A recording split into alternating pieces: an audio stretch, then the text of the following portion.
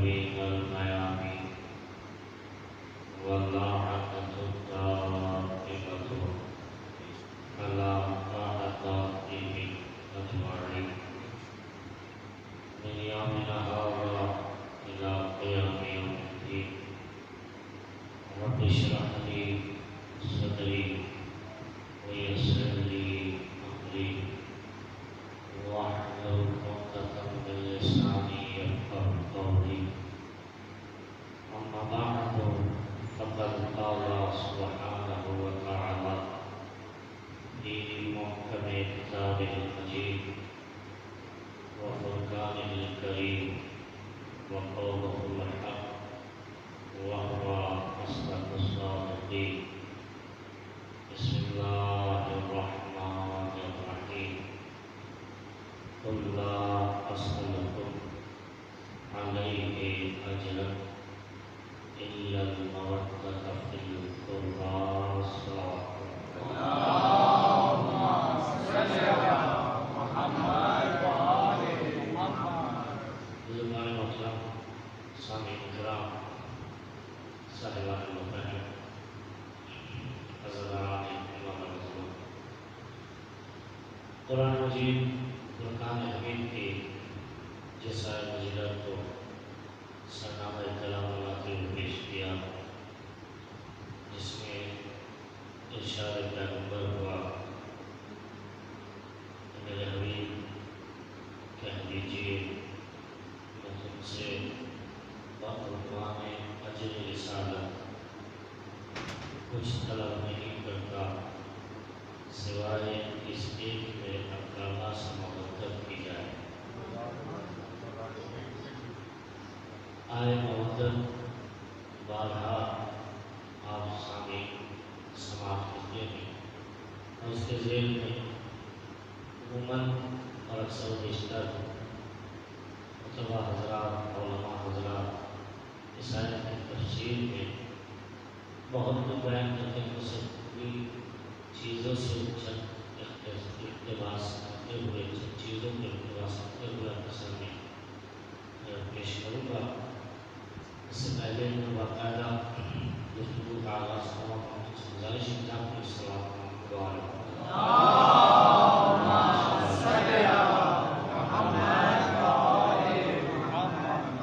اے میرے حبیب کہہ دیجئے کہ میں تم سے بعنوان اجر رسالت کچھ طلب نہیں کرتا سوائے اس کے کہ میرے اقربا سے محبت کی جائے.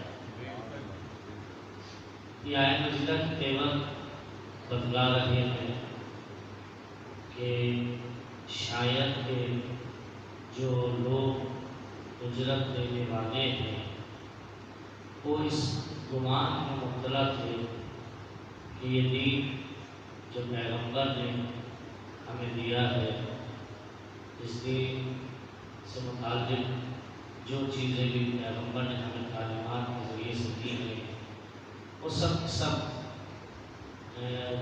ایسی ہیں کہ جن کی کوئی اجرت نہیں.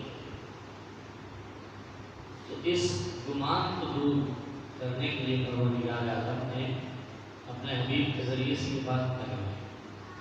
اور دوسرا یہ کہ خود پروردگار اعظم بھی یہ جانتا ہے کہ میرا حبیب اخلاق کے اس اعلیٰ مرتبے کو فائز ہے کہ کچھ بھی ہو جائے یہ مجھ سے طلب نہیں کرے.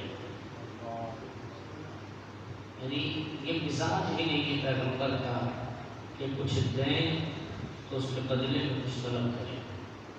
تو چونکہ مزاج بھی مزاج الہی ہے، خدا کا بھی یہی مزاج ہے.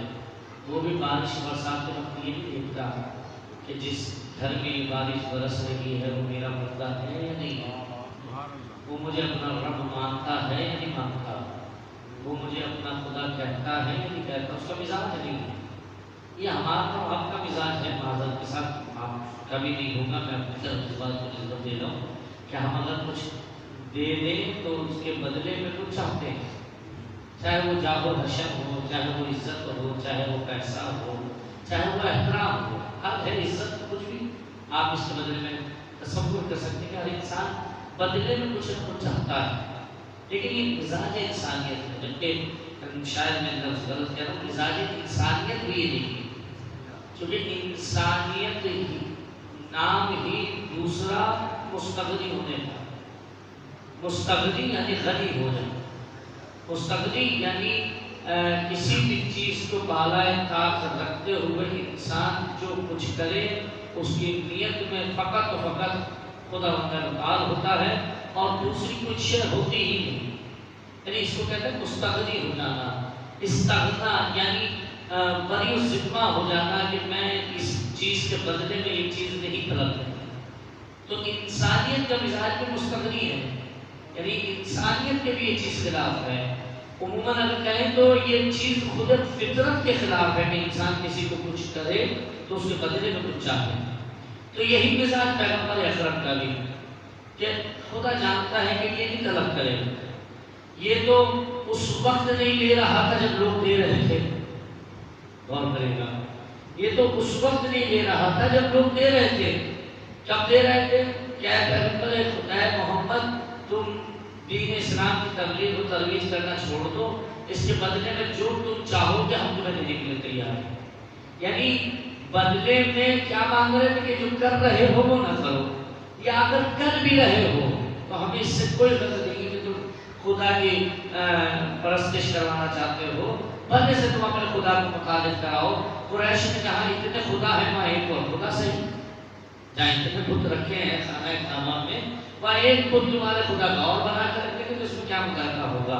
تو وہ اس بات سے قطعاً ان کو کوئی وہ نہیں سرکار تھا کہ محمد کیا کہہ رہے ہیں، بس وہ کہنا یہ چاہتے تھے کہ جو تم ہمارے خداؤں کو جھوٹا کہہ رہے ہو، یعنی اب آ جائیں گے بات جو ابھی بہت کرنٹ افیئر میں چل رہی ہے، برات بیزاری، تم ہمارے خداؤں سے بیزاری نہ کرو، تم اپنے خدا کو ہم تک پہنچانا چاہتے ہو تو پہنچا دو، یعنی تبرہ نہ کرو، تبرہ نہ کرو، یہ نہ کہو کہ فلاں برا ہے فلاں برا ہے، نہیں یہ نہ کرو، تم جو کہہ رہے ہو ہم تسلیم کرنے کو تیار ہیں، بس جو ہمارے ہیں ان کو برا نہیں۔ آپ نے مزاج سمجھا؟ یہ مزاج کفر ہے۔ ایک صلوات پڑھ محمد علیہ۔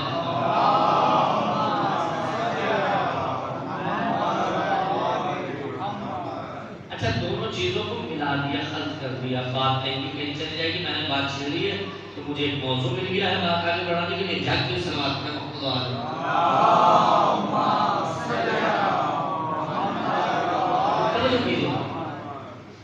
لعنت اور تبرہ ابھی بہت چلتے یہ بحث اس پہ، اور میں الگ نہیں بات کرتا ہوں، کوئی اگر ریکارڈ بھی کر رہا تو کرتا رہے ہماری بھلا سے، جو میں بات کہہ رہا ہوں اس کا میں ذمہ دار ہوں، لفظ تو لفظ جو میں کہہ رہا ہوں، لعنت ہم کرتے ہی نہیں،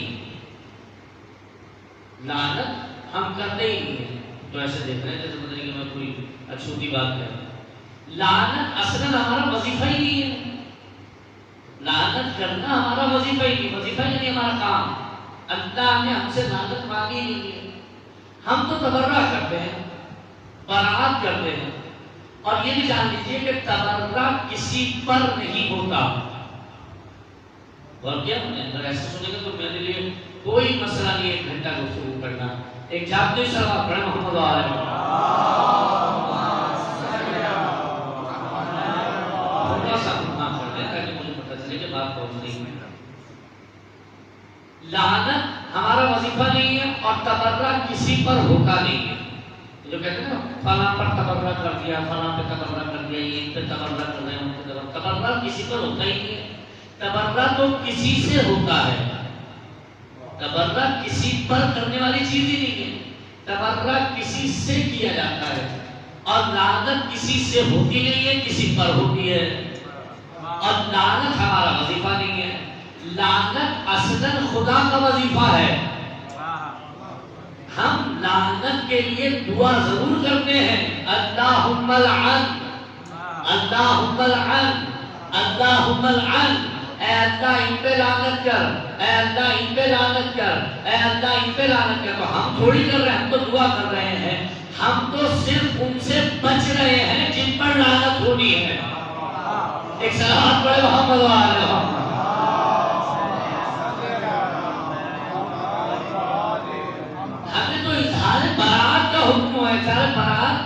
کہتے ہیں بیزاری، بیزار ہو جانا کہ بھائی لکم دینکم ولی دین، تمہارے لیے تمہارا دین ہے، ہمارے لیے ہمارا دین ہے، تم اپنے خدا کو مانتے ہو، مانتے رہو، ہم اپنے خدا کو مانتے ہیں، تم یہ نہ کہو کہ ان کو خدا کہو، ہم یہ نہیں کہتے کہ ان کو خدا کہیں، دونوں عقل سے فیصلہ کرتے ہیں، تمہیں ہمارا خدا بہتر لگنے لگے اس کو قبول کر لو، ہمیں تمہارا خدا بہتر لگے گا ہم اس کو قبول کریں گے۔ اس کو کہتے ہیں براءت۔ تبرہ، تبرہ کسی پر ہوتا نہیں، ہمارے تبرہ کے معنی لعنت لے لیے گئے، لعنت کب ہم نے لعنت کی ہے؟ کوئی ایک مجھے ایسا واقعہ بتا دیجیے کہ ہم نے کسی پر لعنت کی؟ ہاں لعنت کی دعا ضرور کی ہے، اور کرے گا جو کیا لعنت کون کرتا ہے؟ لعنت تو خدا کرتا ہے۔ فَقُلْ تَعَالَوْا نَدْعُو أَبْنَاءَنَا وَأَبْنَاءَكُمْ وَنِسَاءَنَا وَنِسَاءَكُمْ وَأَنفُسَنَا وَأَنفُسَكُمْ ثُمَّ نَبْتَهِلْ فَنَجْعَلْ لَعْنَتَ اللَّهِ عَلَى الْكَاذِبِينَ۔ آپ ہمیں چھوڑیے، پیغمبر کو روکیے، پیغمبر دعا کرنے جا رہے ہیں مباہلہ میں، تو لعنت کی دعا مانگنا کوئی بری چیز تھوڑی ہے، لعنت کا مستحق کوئی بن جائے یہ الگ مسئلہ ہے۔ تو بچ کر میں ابھی جو توجہ کریں، کہا کہ ہم صرف اور صرف ہمیں خدا نے ان سے دور رہنے کا حکم دیا ہے جن پہ لعنت ہو رہی ہے۔ اب اس میں ہمارا کیا قصور ہے؟ جن سے ہم برات کر رہے ہیں خدا انہی پہ لعنت کر رہا ہے۔ ایک سلام پڑھے محمد وآلہ،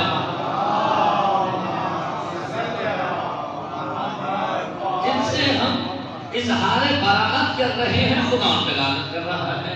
جیسے جب زلزلہ آنے لگتا ہے تو خدا پرندوں کو بتا دیتا ہے، بلکہ پرندوں کو پتہ چل جاتا ہے، وہ اپنے آشیانے چھوڑ کے اڑ جاتے ہیں، خدا کہہ دیتا ہے بھائی یہاں سے چلے جاؤ، چنوں کے ساتھ گھل بھی مل جائیں گے۔ تو یہی ہمیں کہا ہے نبی علیہ السلام نے کہ ان سے دور رہنا جو ہمارے دشمن ہیں۔ کیوں؟ کیونکہ جو ہمارا دشمن ہے وہ مستحق لعنت ہے، یعنی عذاب اس کے لیے منتظر ہے، وہ منتظر رہے کہ کب اس پر عذاب آنا ہے، بس کبھی دنیا میں آ جاتا ہے کبھی آخرت میں ملے گا۔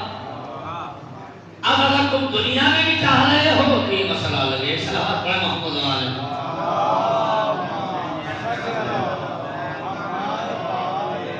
تو توجہ کیجیے گا میرے عزیزو، تو پیغمبر اکرم کب مزاج نہیں ہے یہ کہ وہ کسی سے کچھ مانگے کہ اگر انہوں نے دین دیا ہے تو اس کے بدلے کچھ طلب کرے، یہ مزاج نہیں پیغمبر کا، دل نہیں چاہتا پیغمبر کا کہ اس کے لیے کچھ مانگے، لیکن اللہ نے بھی کہا پیغمبر ان سے کہہ دو یہ کوئی فری کی چیز نہیں ہے دی، تو کبھی یہ سمجھ لیں کہ یہ جو کچھ دیا ایسی تھا، نہیں، یہ فری کا نہیں ہے، اس کے بدلے میں کچھ دینا پڑے گا۔ بدلے میں کیا دینا ہے؟ قُلْ لَا أَسْأَلُكُمْ عَلَيْهِ أَجْرًا إِلَّا الْمَوَدَّةَ فِي الْقُرْبَى، سوائے میرے اقربا کی مودت کا کچھ ہو ہی نہیں سکتا۔ لوگ چاپلوسی میں لگے ہوئے پیغمبر کی، باپ بیمار پڑا ہے، لوگ آتے ہیں باپ کی تیمارداری کر رہے ہیں، بچوں کو دھکا رہے ہیں، تو باپ کیا کہے گا؟ میں تو آج نہیں کل چلا جاؤں گا، میرے بچوں کے ساتھ صحیح ہو، یہ کہے گا نا۔ تو میری کی زبان کی چاپلوسی کر رہے ہو، میں تو ویسے ویل چیئر پہ آ گیا ہوں، مجھے کیا میرے آؤ بغل پہ لگے ہوئے ہو، ان بچوں کو دیکھو جن کے سر میں خاک ہے، جن کے پاس کھانے کو کچھ نہیں ہے، تو میری چاپلوسی کس بات کی کر رہی ہے؟ پیغمبر نے بھی کہا کہ تم میری چاپلوسی کس بات کی کر رہے ہو کہ میرے قریب ہو جاؤ، میرے قریب ہو جاؤ، ان سے قریب ہو جاؤ، ان سے قربت مجھ سے قربت ہے، ان سے محبت مجھ سے محبت ہے، ان کا ذکر میرا ذکر۔ آپ سمجھ میں آیا کہ علی کا ذکر میرا ذکر ہے، کیونکہ پتا ہے میرا ذکر تو تم اللہ کے ساتھ کرتے رہو گے، مسئلہ یہ ہے کہ علی کے ذکر سے تمہیں بیر ہے۔ ایک صلوات پڑھے محمد وآلہ محمد۔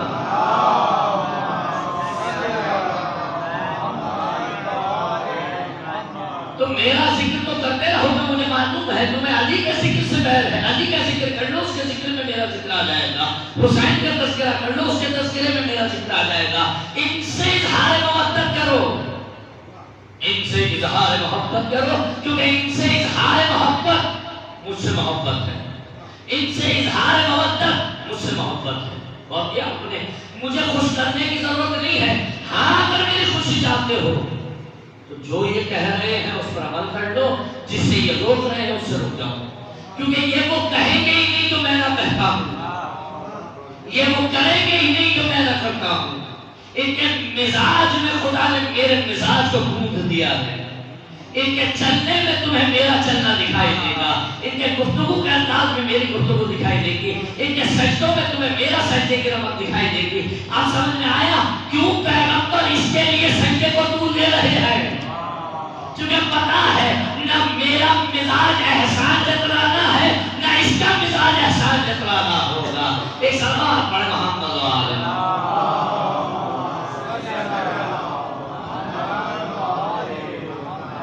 نہ میں کسی کا احسان لوں گا نہ حسین کسی کا احسان لوں گا. لا سألتم علیہ اجرا الا المودۃ. اچھا یہ تو تھی بات جو صریحاً تھی تو واضح تھی. اب آ جائیے آیت کے بیک گراؤنڈ.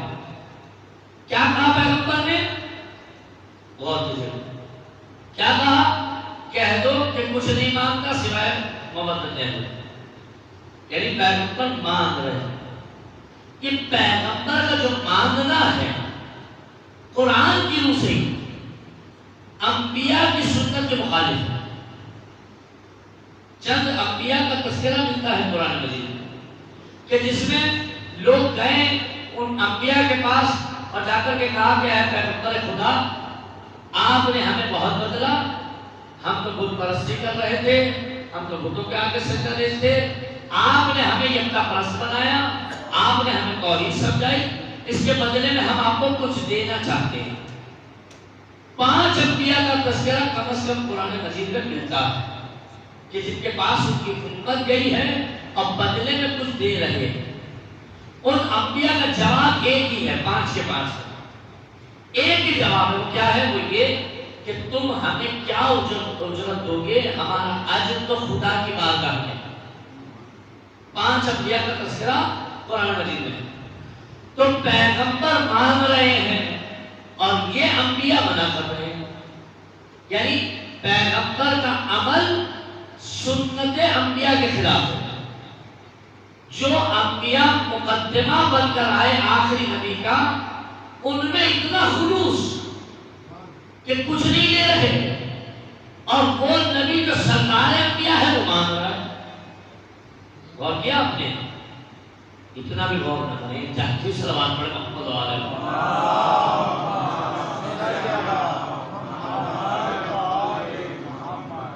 توجہ کریں. یعنی انبیاء کا مانگنا نہ مانگنا پیغمبر کے مانگنے سے ٹکرا رہا ہے, کیونکہ وہ تو کچھ نہیں مانگ رہے.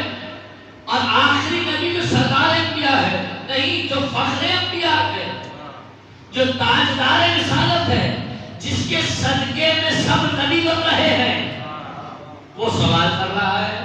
تو آپ مجھے بتائیے کیا ممکن ہے چھوٹا تو نہ مانگے اور بڑا سوال کرے؟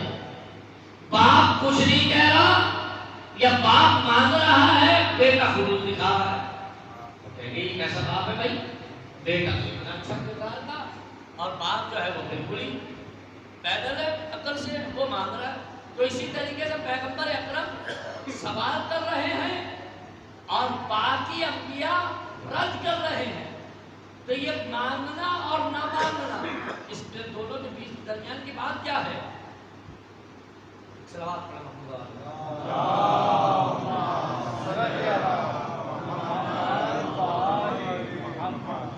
ایک اور سوال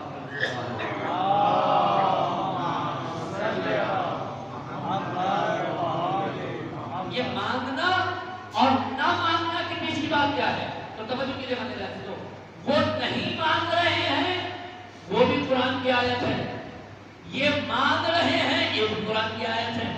یعنی اس کا مطلب یہ ہوگا, توجہ میری طرف رکھیے, اس کا مطلب یہ ہوا ان کے نہ مانگنے میں کوئی راز ہے, ان کے مانگنے میں راز ہے. وہ راز کیا ہے؟ تو غور کیجیے مانے جاتے تو کسی بھی شے کی اجرت اس وقت طلب کی جاتی ہے جب کام مکمل ہو جائے.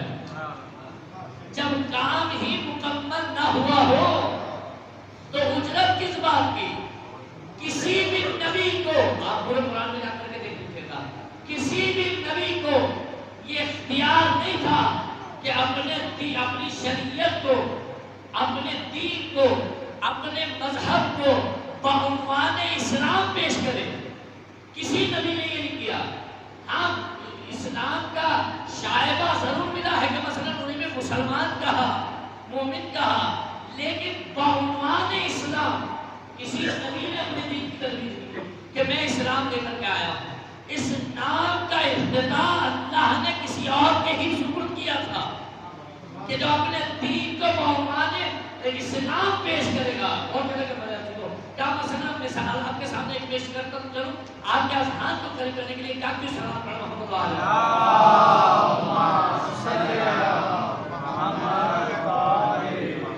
بڑی تیزی سے آپ کے سامنے عرض کر رہا ہوں. مثلا ایک بلڈنگ بن رہی ہے. آپ نے دیکھا ہوگا بڑی بڑی پلازا بن رہے ہوتے ہیں. ابھی یہ تقریباً جو ہے وہ بنا تھا تو آپ نے دیکھا ہوگا اس کا نام جو ہے نام نہیں لکھا تھا. پوری بلڈنگ تیار ہونے جا رہی تھی, نام نہیں لکھا گیا تھا سامنے کہ یہ بن کیا رہا ہے. اس نام کا افتتاح کسی اور نہیں کرنا تھا. وہ کون تھا؟ مالک تھا یا وہ بھی تھا, کوئی معتبر شخصیت ہوگی. غور کرے گا بلڈنگ میں جو کام کر رہے تھے وہ کون تھے؟ اس میں کارپینٹر بھی تھے, اس میں الیکٹریشین بھی تھے, اس میں مستری بھی تھے, اس میں پانی کا سسٹم دیکھنے والے بھی تھے. سارے تھے کہ نہیں تھے؟ یہ سب کیا کر رہے تھے؟ یہ سب اسی بلڈنگ کو تعمیر کر رہے تھے نا. آپ اگر جا کر کے کسی اس شخص سے پوچھے جو وہاں پہ دروازے لگا رہا ہوں اور جا کے کہیں کہ بھائی یہ عمارت 3 مہینے سے آپ لوگ بنا رہے ہیں, یہ اس کا نام کیا ہے, تو کیا کہے گا؟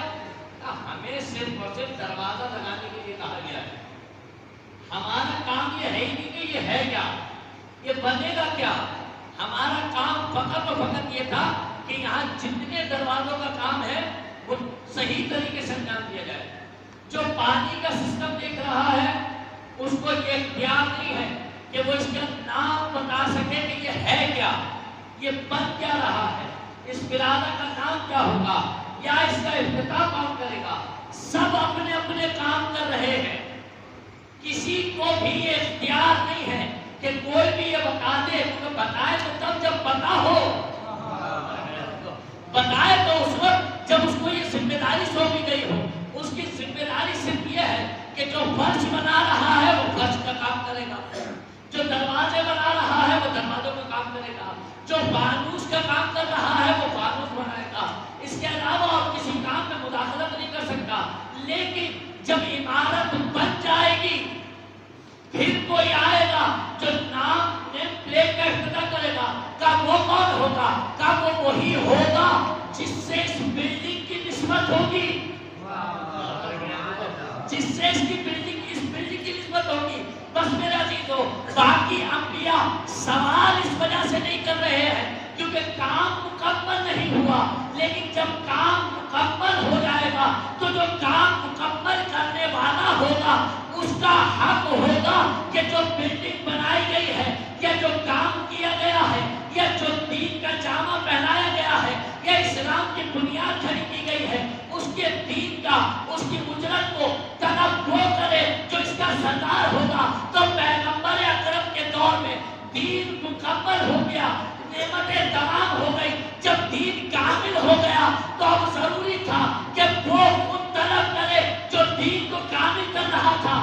اسی کے نام سے خالق کائنات نے کہا کہ اے پیغمبر اب چونکہ دین مکمل ہو گیا, اسلام تمام ہو گیا, نعمتیں تمام ہو گئی, دین کامل ہو گیا, تو ان سے کہہ دو کہ اب جس نے بھی اس دین سے استفادہ کرنا ہے تو پہلے اجرت ادا کرنی ہوگی, بعد میں استفادہ ہوگا. ایک صلوات پڑھ محمد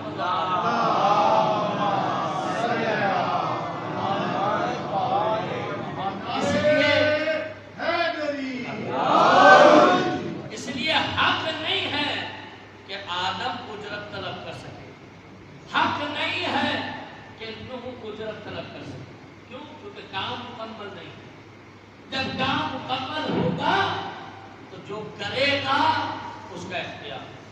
اب آ جائیے, اب جو پیغمبر کو اجر رسالت ادا نہیں کر رہا اس خالی پیغمبر کا مفروض نہیں ہے, وہ ابراہیم کا بھی مفروض ہے, وہ آدم کا بھی مفروض ہے, وہ نوح کا بھی مفروض ہے, وہ عیسیٰ کا بھی مفروض ہے, وہ موسیٰ کا بھی مفروض ہے.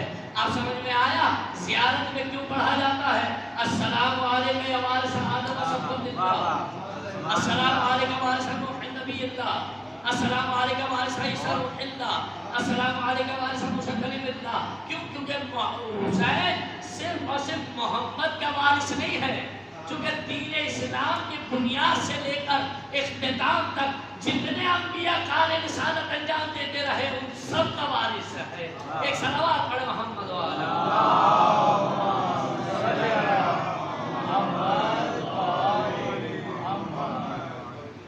دوسری بات وقت ملے گا اسی کے ذکر میں کہتا چلو.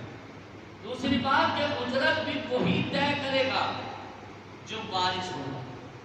اور پیغمبر کا دین تھوڑی ہے, پیغمبر تھوڑی دین کو لے کر آئے, اللہ نے دین کو اتارا. اسی لیے خدا نے کہلوایا بھی ہے, اللہ ہی تو کہلوا رہا, پیغمبر نے تو اپنی طرف سے کچھ کہا ہی نہیں. کل لفظ کا ترجمہ بتلا رہا ہے کہ یہ پیغمبر کی طرف سے لفظ کل جو آ رہا ہے, کل لا اسألکم, اے پیغمبر کہہ دو, یعنی یہ حکم ہے پیغمبر سے خدا کہلوا رہا. کیوں؟ کیونکہ دین اصلاً خدا کا ہے. دین تو پیغمبر, ایک صلوات پڑھے محمد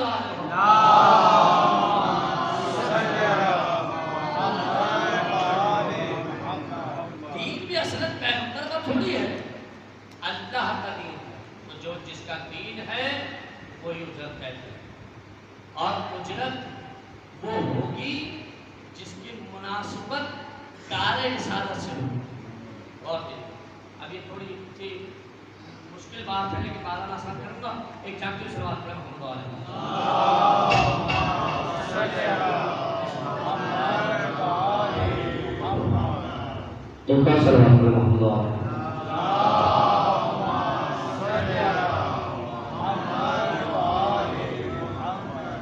لیکن اجرت جو ہوتی ہے وہ شے کی نسبت کے حساب سے طے کی جاتی ہے.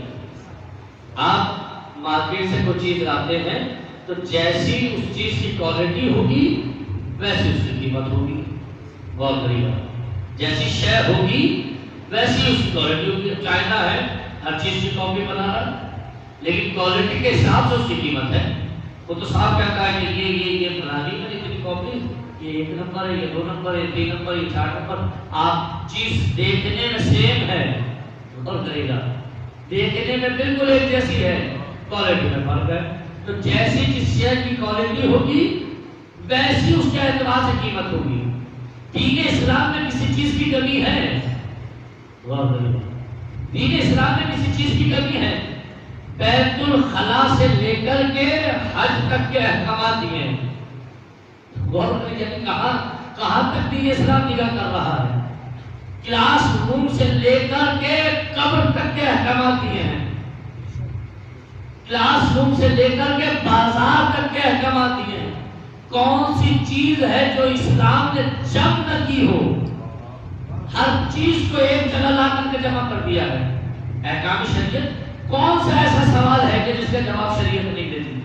مجھے بتا دیں کہ کوئی سوال آپ لے کر کے گئے ہو, اسی لیے تو مرجعیت ہے, اسی لیے تو اجتہاد ہے. کہ اگر اجتہاد نہ ہوگا تو شاید آپ کہہ سکتے تھے کہ جواب نہیں اس چیز کا.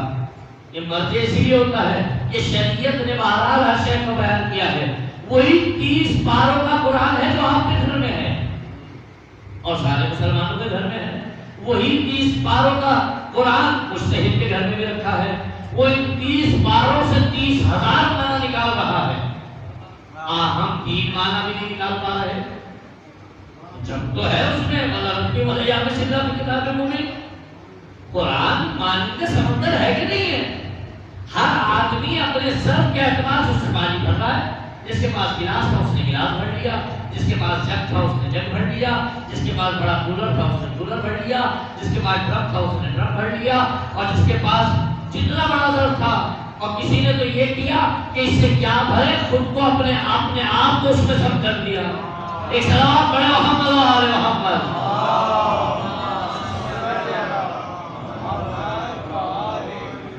کون بہتر رہا, اس سے نکالنے والا یا اس میں سب ہو جانے والا؟ تو مرجع ہوتا وہی ہے جو قرآن سے معنی کو نہیں نکالتا بلکہ اپنے وجود میں قرآن کو ڈال دیتا ہے, یا قرآن کے وجود میں اپنے آپ کو ڈال دیتا ہے. مرجع وہی ہے. صلوات پڑھے محمد علیہ وسلم.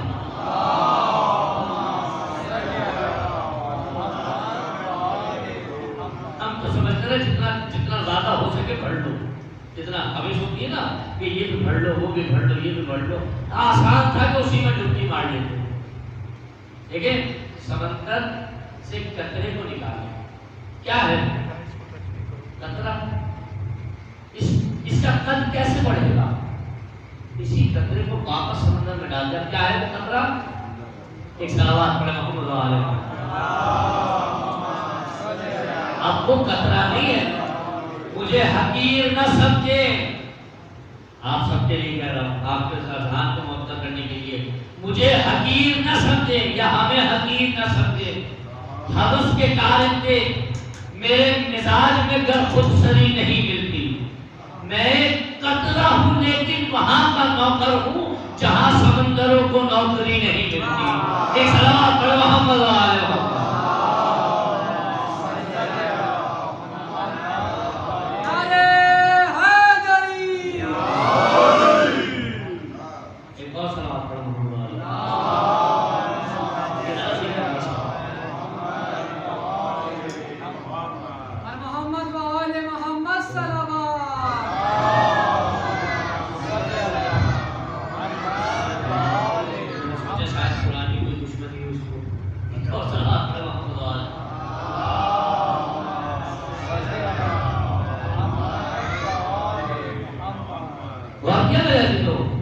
جب آپ سمندر سے قطرے کو نکالیں تو وہ قطرہ ہے، لیکن جب اس کو واپس سمندر میں ڈال دیں تو وہ قطرہ نہیں ہے، وہ سمندر ہے. تو قرآن سے معنی اسی طریقے سے نکالے جاتے ہیں. آپ اپنے سر وہ میں نے کہا نا وہی 30 پاروں کا قرآن ہے جو آپ کے گھر میں رکھا ہے، کوئی نیا تھوڑی ہے مراجعین کے پاس. وہ اسی سے ہر شے کو نکال رہا ہے. ہمیں اپنا آپ نہیں مل رہا اس میں، کچھ اور تو کیا ملتا. ہم اپنے آپ کو نہیں ڈھونڈ پا رہے اس قرآن میں. اور مرتے جو ہے تمام احکام شریعت کو اسی قرآن سے حفظ کر رہا ہے. کس طریقے سے کرنا کیا ہے ابھی اپنے استعداد کے مطابق ہے. توجہ کریں میرے کو، جتنی استعداد بڑھتی رہے گی اتنا انسان اس کا استفادہ بڑھتا رہے گا. تو بس میرے عزیز کو کیا کہہ رہا تھا میں آپ کے سامنے کہ قرآن سے معنی اخذ کرنا. تو قرآن میں خالق کائنات نے سب کچھ جمع کر دیا. سب کچھ جمع کر دیا یعنی تمام شریعت اس میں ہے. تمام کل کی کل شریعت کا کوئی ایسا قانون نہیں ہے جو اس میں موجود نہ ہو. میں پورے دعوے سے بات کر رہا ہوں کیونکہ واضح کہا خود قرآن نے اعلان کیا وَلَا رَبِّ وَلَا يَابِسٍ إِلَّا فِي كِتَابٍ مُبِينٍ. کوئی خشک و تر ایسا نہیں ہے جس کا ذکر قرآن میں نہ ہو. اور وہ خشک و تر کا معنی یہ نہیں کہ گیلا اور سوکھا. گیلا اور سوکھا سے مراد یعنی اس کے بیچ میں بھی جتنی چیزیں ہیں سب ہر شے کا تذکرہ موجود ہے. یعنی تمام تر احکام شریعت کی قیمت کیا بنے.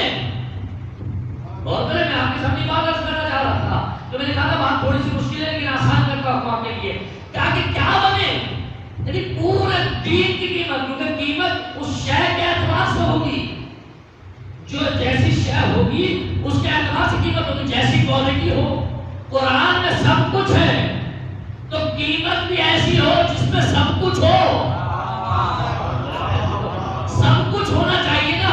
یعنی اب ان میں اور اس میں کوئی فرق نہیں ہوگا. اب سمجھ میں آیا. ہمیں قرآن سے جدا تو ہمیں قرآن سے الگ نہیں کیا جا سکتا کیونکہ قرآن اور ہم بے معنی ایک. میں تمہارے درمیان دو چیزیں چھوڑے جا رہا ہوں. کیا تک آپ بولا رہا تھا کہ کیا قرآن اور اہل بیت، نہ قرآن اہل بیت سے جدا ہے نہ اہل بیت قرآن سے جدا ہے.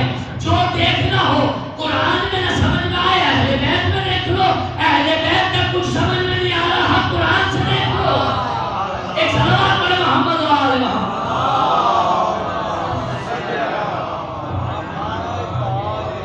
یعنی اگر کبھی تمہیں مغالطہ ہو رہا ہے، کبھی شرک کی طرف جا رہے ہو تو قرآن سے تصدیق کرنا کیونکہ قرآن ان کی حقانیت بیان کرے گا. قرآن تمہیں بھی شرک سے بچائے گا. جب کبھی شائبہ پیدا ہو رہا ہو یا تمہارے اذہان کو کوئی اس طرف لے جا رہا ہو تو آؤ قرآن میں قرآن کو اٹھا کر کے پڑھو. وہاں سے کہا قل هو اللہ احد اللہ الصمد لم یلد ولم یولد ولم یکن له کفوا احد. ایک ساتھ پڑھ محمد وآل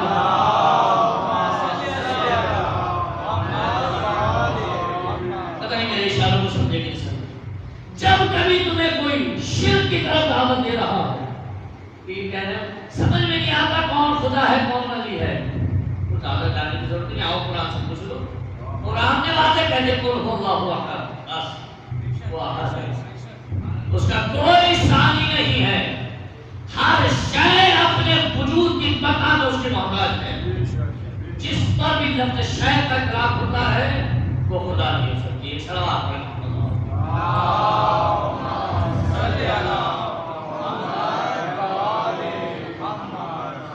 بس میرے جو سمجھ میں نہ آئے، اہل بیت کی کوئی بات سمجھ میں نہیں آ رہی قرآن سے دیکھو، قرآن کی کوئی بات سمجھ میں نہیں آ رہی اہل بیت سے دیکھو۔ اب آپ کو سمجھ میں آیا؟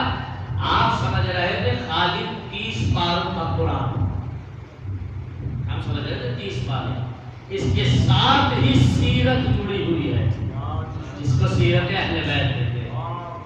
جب تک احادیث نہیں ہوں گی قرآن سمجھ میں نہیں آئے گا، اور حدیث سمجھ میں نہیں آئے گی جب تک قرآن نہ ہو، دونوں لازم ہونا۔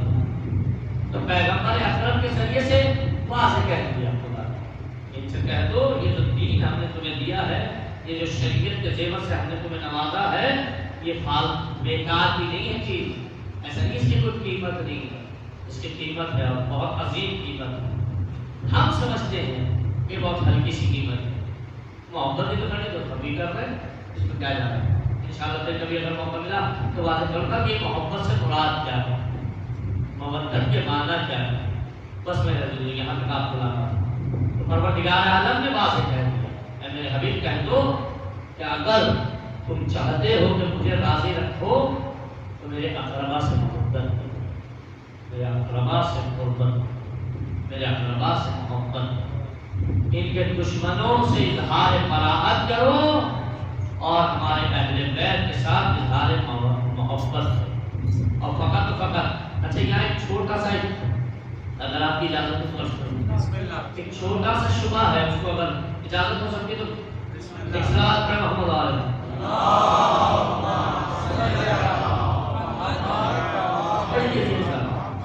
ٹائم تو ہے غور کرے گا۔ محبت مودت اہل بیت کس میں ہے؟ اصول میں فروع ہے، غور بتائیں کس میں ہے؟ اصول میں فروع ہے، اصول میں یہی ہے اصول۔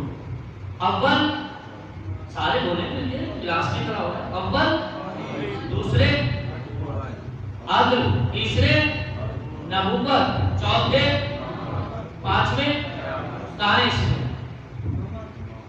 امامت الگ چیز ہے، وہ منصب ہے، یہ فرق دیکھیں ہم میں آپ کو دکھاتا ہوں نا، امامت الگ وہ منصب ہے، یہ میں اسی لیے میں نے دلوائے تھے کہ امامت سے امامت کا عقیدہ رکھنا ہے، مودت کا یہاں پہ کام اس طرح ہے۔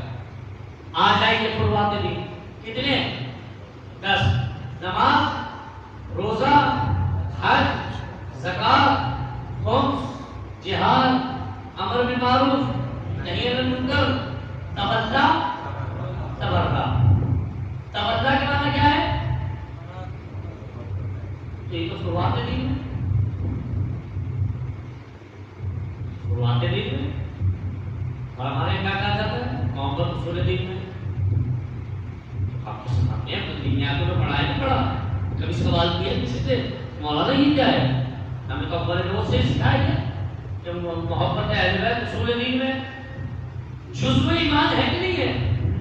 ایک آدمی نماز میں کوتاہی کر دیتا ہے، کبھی پڑھتا ہے کبھی نہیں پڑھتا، توحید، نبوت، امامت، قیامت سب پہ عقیدہ ہے، بتائیے جنت میں جائے گا نہیں جائے گا؟ جائے گا، جائے گا نا؟ کیوں؟ اس میں کوتاہی کی ہے چلا جائے گا۔ تو جتنی محبت آپ کہہ رہے ہیں اتنی تو محبت سارے کر رہے ہیں۔ یہ کہہ رہا ہوں میں آپ سے کہ یہاں محبت سے مراد کیا ہے؟ ایک صلوات پڑھ محمد علیہ محمد۔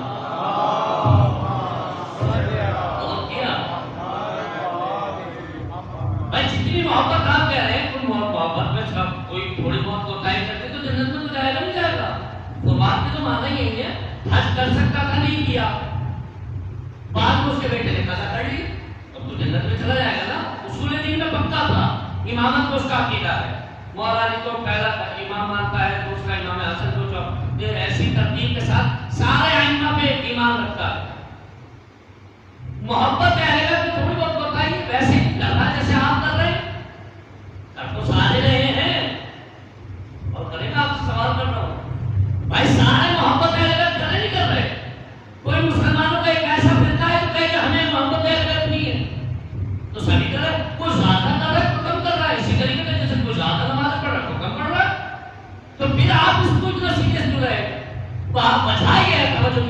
عزیزو محبت اہل بیت اصلاً اصول دین میں ہی ہے، محبت اہل بیت تمنا اور تبرع اصول میں ہی ہے، اس کو فروع میں اس لیے رکھا گیا کہ کہیں ایسا نہ ہو تم صرف اس کو عقیدے میں لے کے بیٹھ جاؤ، نہیں بلکہ اس کا اظہار بھی کرنا ہے، محبت کا بھی اظہار کرنا ہے، تبرع کے ذریعے اس کا بھی اظہار کرنا ہے۔ ایک سلام پڑھ محمد وآلہ محمد۔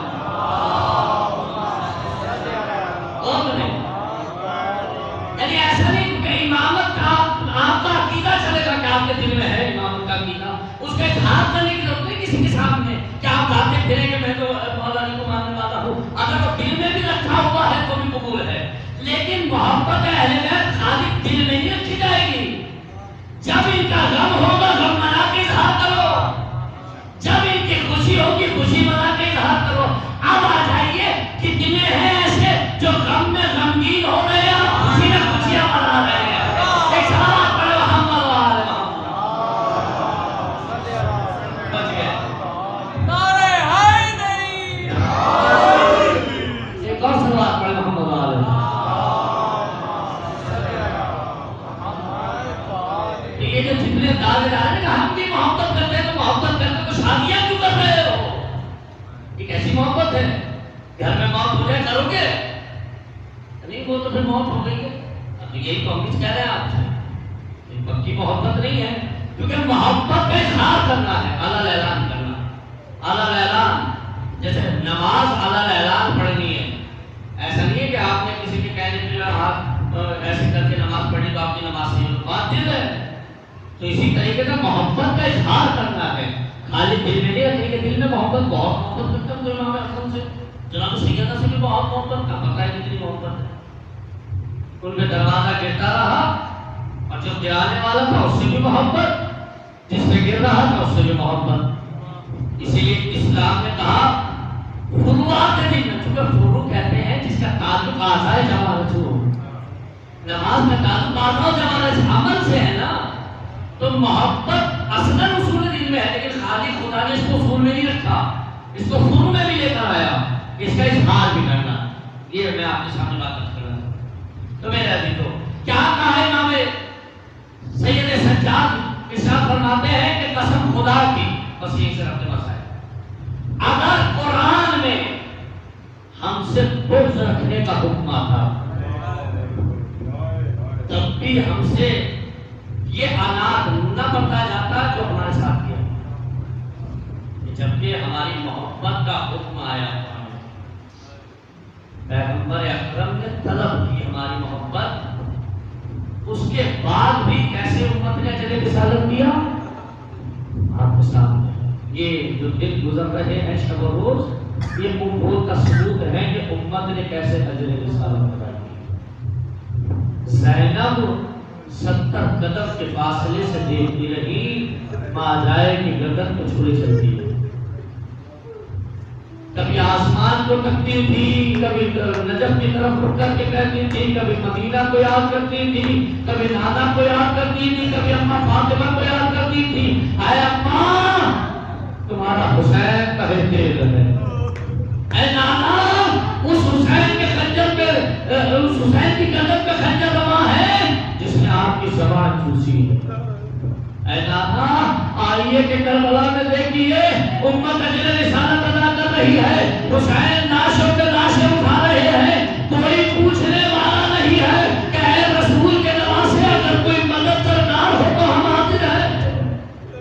یہی وہ رنج تھا، یہی وہ دکھ تھا جو حسین کو جیتے جی مار گیا کہ اے اکبر عباس مر گئے، علی اکبر جدا ہوا، عباس مر گئے، علی اکبر جدا ہوا، ہم سے کسی نے یہ بھی نہ پوچھا کہ کیا ہوا۔ اللہ اجر رسالت ادا کیا جا رہا ہے۔ ہاں میرے عزیزو میں کہوں گا مولا ارے پھر بھی خوش قسمت ہے، چاہے دیر ہو گئے، سر کے سرا پہ غلط ہو گیا، لیکن آئیے دیکھیے 11ویں محرم کو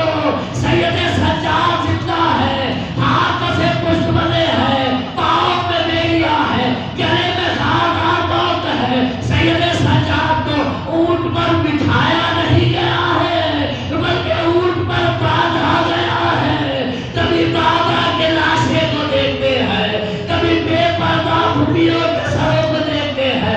اے بابا اے کربلا میں مر جانا آسان تھا بے پردہ پھوپھیوں کے ساتھ. کبھی بازار کوفہ کبھی بازار شام. روایت کے دن ہے میرا عزیزو یہی ایام تھے کہ جب بیویوں کو دربار ابن زیاد میں داخل کیا گیا. راوی کہتا ہے سید سجاد کو جب بازار سے دربار میں لایا گیا ارے بیمار کی کمر جھکی ہوئی تھی نظریں زمین پہ گڑی ہوئی تھی. ایک شخص آگے بڑھا اور بڑھ کر کے کہتا ہے اے مولا ارے آپ کے چچا کو بھی اس دربار میں لایا گیا تھا. کا کون کا مسلم بن عقیل کو کا. لیکن جب وہ دربار میں آئے تھے ارے سینہ چوڑا تھا نظریں اٹھی ہوئی تھی آنکھیں جھکی ہوئی نہ تھی. مولا نے سر پیٹ کے کہا اے شاہ ارے تو نے انصاف نہ کیا. جب میرا چچا دربار آیا تھا نہ بے پردہ پھوپھیاں تھی نہ شوہرا کے کٹے ہوئے سر تھے. یہاں پھوپھیاں بے پردہ ہے سکینہ کے تماچے لگ رہے ہیں. جوان بھائی موجود ہے نہ باپ کو غسل دے سکا نہ پھوپھیوں کو ہدایت دے سکا. اے شخص کی صورت وَسَيَعْلَمُ الَّذِينَ أَيَّانَ مُنقَلَبٍ يَنقَلِبُونَ أَلَا لَعْنَةُ اللَّهِ عَلَى الْقَوْمِ الظَّالِمِينَ.